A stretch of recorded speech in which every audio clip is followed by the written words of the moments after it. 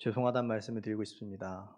이렇게 목사 안수를 받고 왔어야 좀 우리 성도님들이 저를 부르시기 좀 편하실 건데 지금 서로 다 당황하고 있는 것 같습니다. 그래서 네, 지금 저는 제대로 저대로 이렇게 좀 맞지 않는 옷을 입는 것 같아서 굉장히 지금 막 이렇게 적응 중이고 몸이 막 간질간질하고 있습니다. 간질간질하고 있고 우리 성도님들도 또 자꾸 막 잘못 부르시면 죄송하다고 자꾸 하시는데 죄송할 필요 전혀 없습니다. 제가 다 잘못해서 일찍 왔어야 되는데 그러지 못해서 이제 그런 것 같습니다. 어, 저에게 주신 하나님께서 저에게 주신 복이 하나 있다면 만남의 복입니다. 관계의 복이고 또 인복입니다. 하나님께서 저에게 참 좋은 분들을 많이 붙여주십니다. 그 말인즉슨 제가 참 부족하다는 증거일 것입니다. 그래서 저는 사실 지금 제 감정을 한 단어로 표현하자면 감개무량합니다. 정말 이 일이 11년, 10년 정도 안에 일어난 일이고 또 받을 수 없는 사람이라는 건 누구보다도 제가 너무 잘 알고 있는데 그 상황 속에서 하나님께서 은혜를 주셨다라는 생각, 그 은혜를 주신 것밖에는 이렇게 답할 게 없다라는 생각이 참 많이 들었습니다. 사실은 안수를 준비하면서 제가 마음이 어렸습니다. 왜냐하면은 자꾸 서울에서 부르셔 가지고 자꾸 두 번을 왔다 갔다 하는데 너무 힘들더라고요. 그래서 힘들고 또 안수를 또 그걸 다 해 놓고 이제 안수를 받는다, 이때 받는다 이러니까 또 사실은 두려움이 굉장히 컸습니다. 왜냐하면 '잘할 수 있을까?'에 대한 걱정, 또 '내가 받아도 되는 것인가?'라는 그런 걱정을 참 많이 했는데 하나님께서 사실 제가 생각하는 그런 안수 예식은 그냥 목사님들도 자기 하고 싶은 말씀을 다 하시고 그런 자리라고 생각을 해서 막 큰 기대보다도 우리 올라오신 성도님들 또 기도해 주신 성도님들 때문에 또 빨리 잘 마치고 안전하게 잘 돌아갈 수 있게 그것만 제가 바라면서 기도를 했는데 주시는 말씀과 또 특송 그런 어떤 시간들을 통해서 제게 참 위로가 되는 그런 시간이었습니다. 그래서 제 마음 가운데 예식이 끝나고 나서 그런 생각을 했습니다. 다시 한번 열심히 해보자. 다시 하나님께서 또 주셨으니까 내가 감당할 수 없는 자리니까 하나님께 힘 주시면서 이렇게 이 일을 잘 감당하면 좋겠다라는 생각을 했습니다. 그래서 주님이 주시는 말씀에는 힘이 있는 줄 믿습니다. 그래서 그 힘을 얻고 저도 얻고 우리 사랑하는 성도님들도 얻고 돌아가는 귀한 시간 되면 좋겠습니다. 하나님께서 우리에게 가장 많이 반복하시는 명령이 하나 있습니다. 뭐 사랑해라, 또 전도해라, 뭐 이런 얘기일 수 있는데 사실은 두려워하지 말라라는 이런 어떤 단어들을 참 이렇게 저에게 많이 주십니다. 성경에 보면 365번 정도 나온다라고 합니다. 그러니까 1년 내내 우리가 명심해야 되는 말씀 중에 하나가 뭐냐면 두려워하지 말라라는 이런 말씀일 것입니다. 궁금한 것은 하나님이 왜 이렇게 두려워하지 말라라고 하셨을까라는 것입니다. 그렇게 왜 명령하셨냐라는 것이죠. 두려움 때문에 구원을 잃는 것도 아닙니다. 두려움 때문에 교회에서 쫓겨나는 것도 아닙니다. 그런데 하나님은 이 두려움에 대해서 굉장히 경계하면서 우리에게 끊임없이 말씀하시고 명령하십니다. 사실은 이 두려움이라는 이 단어, 두려움이라는 것은 하나님이 우리에게 주신 사명을 시작하기도 전에 포기하게 만드는 그런 습성이 있습니다. 인생을 침몰하게 하는 가장 큰 원인 중에 하나가 두려움이기도 합니다. 그래서 많은 사람들, 일반 사람들은 교회를 안 다니고 또 이런 모든 사람들, 사실 교회 다니는 사람도 마찬가지지만 이 두려움 때문에 수많은 정신적인 어려움을 많이 겪는 사람들이 이 시대에 굉장히 많아졌다라는 것이죠. 그리고 어둠의 권세 마귀가 우리 마음에 가장 심는 무서운 무기 중에 하나가 두려움입니다. 그래서 수많은 사람들이 시작도 하기 전에 이렇게 생각하면 어떡하지, 저렇게 되면 어떡하지라는 그런 두려움을 가지고 이 모든 일들을 시작한다라는 것이죠. 그래서 제가 지하철을 한 번씩 타고 다니면 이렇게 다니는 분들의 얼굴의 표정을 보면 뭐 항상 웃는 것도 이상하지만 근데 항상 침울해 있는 모습을 참 많이 봅니다. 그냥 이렇게 뭔가에 이렇게 쫓겨서 사는 듯한 그런 느낌을 참 많이 받을 때가 있습니다. 그런데 하나님께서는 우리에게 두려워하지 말라라고 하실 때는 정말 그런 두려워할 만한 상황을 눈앞에 두고 있기 때문에 사실 하나님께서 말씀하실 때가 많습니다. 이런 상황이 있으니 그러나 내가 너와 함께하니 두려워하지 말라라는 이야기를 참 많이 하시는 거죠. 그래서 격려하고 경고도 하십니다. 그래서 이 두려움은 우리에게 주는 굉장히 무서운 무기와 같은 것인데, 예전에 카페를 한번 가서 이렇게 차를 마시고 있는데 옆에 네 분의 어머님이 이렇게 앉으셨습니다. 그래서 사실은 뭐 엿들으려고 엿드는 건 아닌데 또 원체 성량이 좋으셔서 막 이렇게 막 얘기하시는 걸 굉장히 많이 들었습니다. 저도 1시간 30분 있었는데 그분들은 1시간 30분 이상을 계셨던 것 같습니다. 제가 1시간 30분 있다 떠났으니까요. 그런데 그분들의 대화가 굉장히 아직도 기억에 많이 남습니다. 앞집 걱정하고, 옆집 걱정하고, 강아지 걱정하고, 그리고 또 자식 걱정하고, 또 뭐, 그렇죠. 예. 누구 엄마 이렇더라, 누구 엄마 저렇더라, 아프다더라, 이렇다더라, 이사 간다더라, 어떡하노 이러면서 막 그 모든 걱정들을 많이 하십니다. 그래서 사실은 저는 이렇게 좀 긍정적으로 많이 바라보는 편이어서 그렇게 생각했습니다. '아, 머리가 진짜 좋으시구나.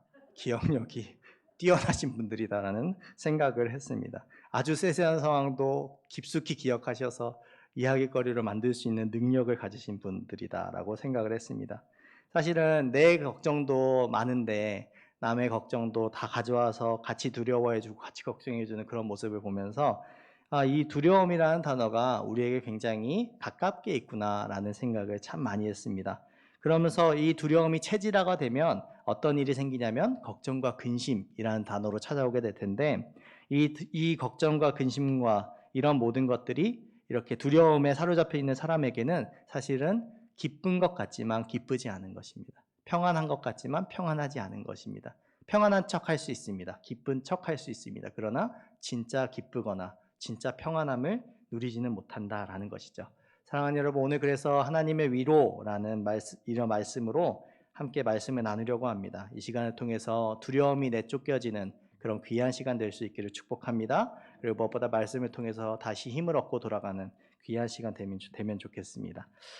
첫 번째는 세 가지 주제를 나눌 것인데, 첫 번째는 하나님은 이 말씀을 통해서 은혜를 추억하게 함으로써 위로와 힘을 얻게 하신다라는 것입니다.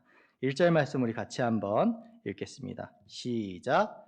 의를 따르며 여호와를 찾아 구하는 너희는 내게 들을지어다.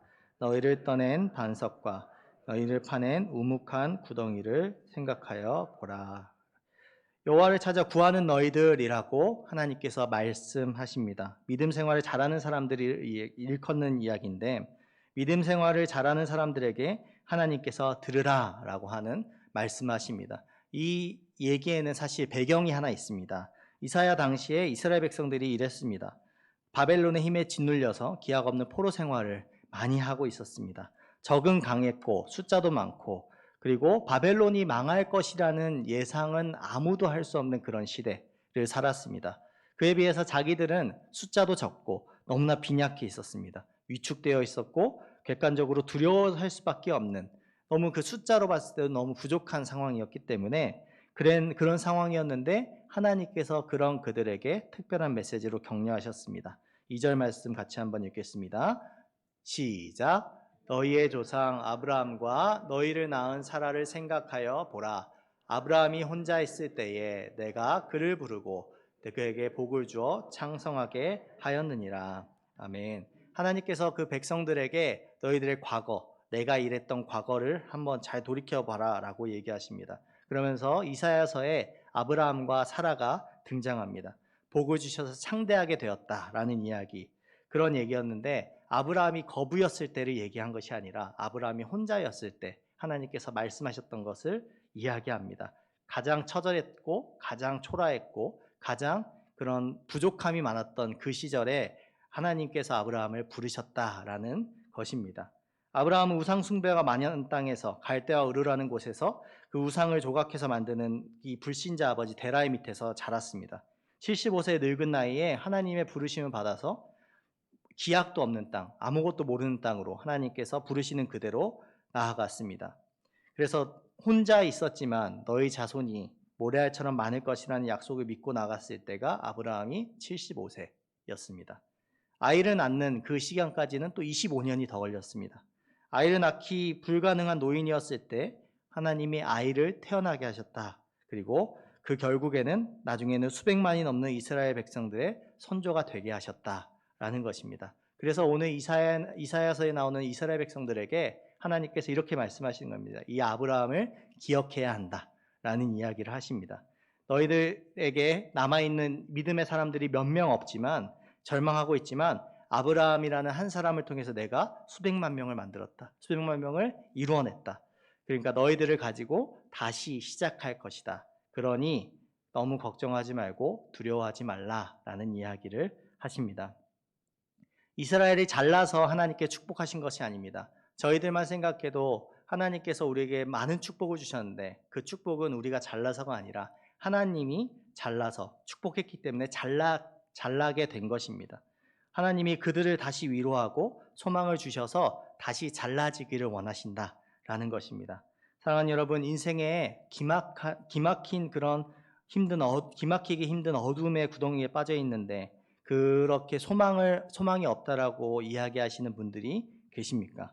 아무것도 없던 아브라함에게 함께 하셨던 하나님을 기억할 수 있기를 축복합니다. 그래서 하나님께서 반드시 우리의 초라한 상황, 우리 한 사람 한 사람의 초라한 상황을 위대한 상황으로 마무리할 것이다 라는 것, 그것을 믿음으로 선포하고 그래서 두려워하지 말자, 하나님이 일하신다 라는 사실을 기억하는 우리 성도님들 될 수 있기를 축복합니다.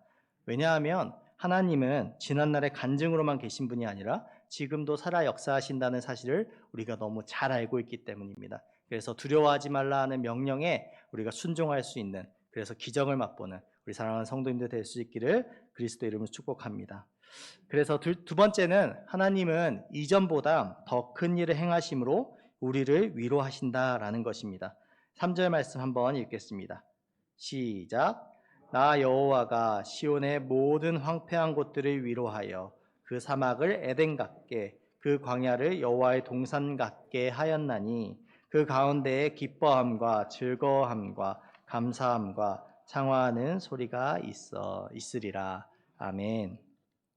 이스라엘 백성들이 이 바벨론 포로로 끌려가는 그 과정 속에서 그 많이 갔기 때문에 그 땅에 이제 경작할 사람도 없고 수많은 부족함이 많았던 땅이었습니다. 그래서 황폐하게 변했다라는 것입니다. 이 포로들은 잘난 사람들만 끌고 가고 상류층, 똑똑한 기술자, 머리 좋은 사람들, 그러니까 바벨론 땅에 필요할 만한 사람들만 데리고 간 것입니다. 그리고 아주 비천하고 아무것도 할 수 없었던 그런 하류층 국민들, 그런 사람들만 이스라엘 본토에 남겨두었다라는 것이죠. 그리고 황폐했던 땅에서 너희들이 알아서 먹고 살아라 하면서 바벨론 이 사람들은 떠났다라는 것이죠. 그러니까 기술도 없는 사람들, 하류층 사람들, 가난했던 사람들, 일을 할 수 없었던 환경에 놓였던 사람들을 향해서 하나님께서 그 땅을 위로하시겠다라는 이야기를 하시는 겁니다. 히브리어 시제를 이렇게 정확하게 번역하면 이미 위로했다라고 이야기를 하십니다. 그 말은 빈말만 하시는 것이 아니라 위로한다라고 말씀하시면서 이미 복구 작업을 시작했다라는 것입니다.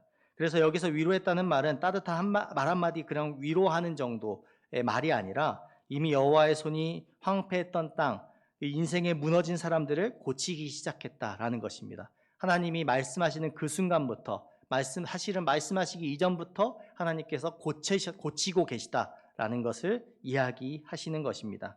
어느 정도 수준까지 살리는가? 그저 예전에 이스라엘의 영광을 맛보던 그 정도의 수준이 아니라 훨씬 더 좋은 수준, 더 업그레이드된 수준으로 하나님이 끌어올리신다라는 것입니다. 이 예루살렘을 에덴 동산같이 회복시키겠다. 물이 넉넉하고 과실이 풍성한 낙원, 그리고 기쁨과 즐거움이 넘치는 그곳으로 하나님이 만들 것이다 라고 이야기를 하는 것입니다. 사랑하는 여러분, 살아계신 우리 하나님께서 우리를 향해서 위로하고 격려하고 다시 한번 일어서라 라고 말씀하실 때는 하나님이 벌써 수많은 플랜들을 짜놓고 계신다라는 사실을 믿음으로 믿을 수 있기를 축복합니다. 하나님께서 우리의 인생이 망가져 있는 사람들, 폭풍 같은 광야를 걷는 사람들, 옛날까지만이라도 회복되면 좋겠다라고 생각하는 모든 사람들에게 하나님께서 말씀하십니다. 옛날보다 더 좋아질 것이다. 나의 일하는 것은 세상이 예측하는 것보다 더욱더 크고 넓고 깊다라는 사실을 이야기하는 것입니다.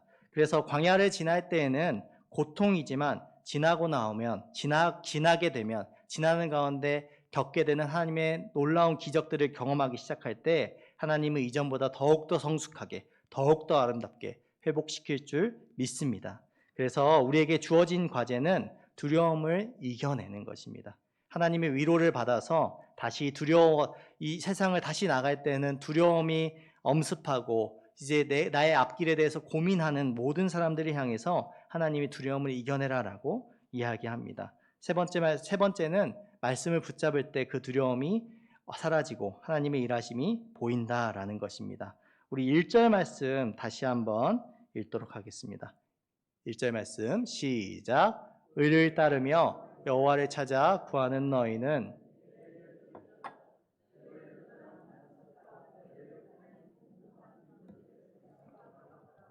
아멘. 들을지어다라는 이야기.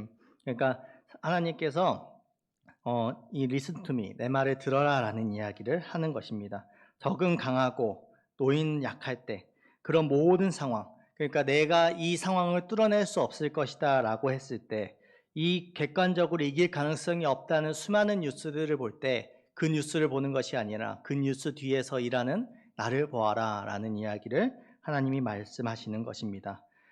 그래서 라디오 채널 같은 그리고 뉴스를 볼 때마다 사실 암울한 뉴스들을 참 많이 보는데 인터넷 전문가가 하는 말이 있다고 합니다. 그 사람이 하는 인터뷰를 본 적이 있는데 그 사람이 그렇게 얘기합니다. 악플로 100명만 알바를 동원해서 풀면 대한민국 여론을 흔들 수 있다라고 이야기를 하는 것입니다.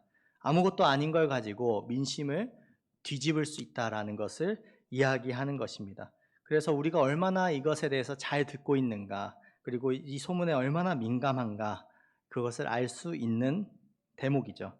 그래서 하나님께서 그렇게 말씀하시는 겁니다. 그만큼만 나의 말에 집중해라 라는 이야기를 하십니다. 그만큼만 나를 바라보아라. 무엇을 듣는가, 무엇을 바라보는가 잘 결정하고 살아가면 좋겠다라는 이야기를 하시는 것입니다. 바벨론은 그 사람들을 포기했습니다. 하류층 사람들을 포기했습니다. 노예로 쓰기에도 적합하지 않은 부족한 사람들이었습니다. 알아서 살아가라는 그런 상황 속에 모든 것을 빼앗기고 황폐한 땅 속에서 살아가라고 하는 모든 사람들 속에서는 소망을 볼 수가 없었던 것이죠. 그럼에도 불구하고 하나님이 말씀하시는 것은 내가 너희를 버리지 않았다. 내 말씀으로 다시 흥왕하는 이스라엘의 역사를 경험하게 될 것이다 라는 것을 이야기하는 것입니다. 함께 하겠다. 그리고 책임지겠다. 수치를 당하지 않게 하겠다. 그러니 포기하지 말라라는 이야기를 하시는 것입니다. 이 하나님의 위로하심으로 두려움에서 자유함을 받은 자에게는 하늘의 기쁨을 누릴 수 있게 될 것입니다. 사랑하는 여러분, 이 땅에서 하나님의 일하심이 무엇인지는 알 수 없습니다. 그리고 그 기적과 같은 일들을 행하실 때는 어떤 일을 행하실지는 사실은 아무도 알 수 없습니다. 그 일을 안다라고 얘기하는 사람들은 아마 가짜일 가능성이 높습니다. 왜냐하면 하나님의 일하심은 인간이 예측할 수 없는 수준이기 때문입니다. 그럼에도 불구하고 그 가운데서도 한 가지 확실한 것은 하나님은 쉬지 않고 일하시는 분이다라는 것입니다. 그냥 시작하는 것으로 오늘 이 시간부터 시작하시는 것이 아니라 이미 예전부터 예정하시고 이끄셔서 우리의 삶 가운데 어렵고 고난스러운 것들을 향해서 하나님이 순종하고 내 말을 듣기 시작할 때 그 두려움이 떠나가고 하나님의 위로와 말씀으로 다시 한번 새 힘을 얻는 그런 경험을 하게 될 것이다 라는 것입니다. 그래서 하나님이 우리에게는 하나님의 자녀답게 살아줬으면 좋겠다라는 이야기를 하시는 것이죠. 우리를 위로하시고 더 큰 소망을 부어주실 하나님을 기대하는 우리 사랑하는 성도님들 될 수 있기를 그리스도의 이름으로 축복합니다. 사랑하는 성도님 말씀을 맺으려고 합니다. 가정에서 이제 아버지로 이제 아이들을 대할 때에 우리 아이들을 볼 때마다 한 번씩 놀랄 때가 있습니다. 그러니까 순수하게 저를 참 잘 믿습니다. 그러니까 제가 나쁜 말을 하면 나쁜 말을 따라하고 좋은 말을 하면 좋은 말을 따라하는 그런 아이들입니다. 옛날에 어느 날에 놀이터에서 같이 이렇게 놀러 나갔었는데 남자아이들이니까 얼마나 격하겠습니까? 그 놀이터를 가더라도 뛰다가 넘어지고 부딪히고 어려움을 겪을 때가 정말 많습니다. 그때마다 넘어지면 또 찡찡거리면서 아빠 하면서 달려오죠. 그러면 이제 저는 안아주고 어디 아팠냐 물어보고 또 기도해주고 그러고 다시 또 회복돼서 돌아가서 놀고 그런 과정들을 계속해서 반복합니다. 그러면서 다 나았다 얘기하면 다 나은 줄 알고 가서 뛰어노는 것이죠. 사실은 아이들에게는 아프지 않기 위해서는 세상의 지식이 필요하진 않습니다. 아이들은 아버지가 필요한 것이죠. 마찬가지입니다. 두려움을 물리치기 위해서는 사실은 병원이 필요한 것이 아니라 아버지가 필요한 것입니다. 물론 우리에게 준 병원을 통해서도 회복될 수 있고 그런 게 있지만 아주 궁극적으로는 아버지가 필요합니다. 아플 때, 두려울 때 아이들은 가장 든든한 존재를 찾는 것이죠. 그래서 예수님께서 어린아이와 같은 믿음에 대해서 참 많이 강조하셨는지도 모르겠습니다.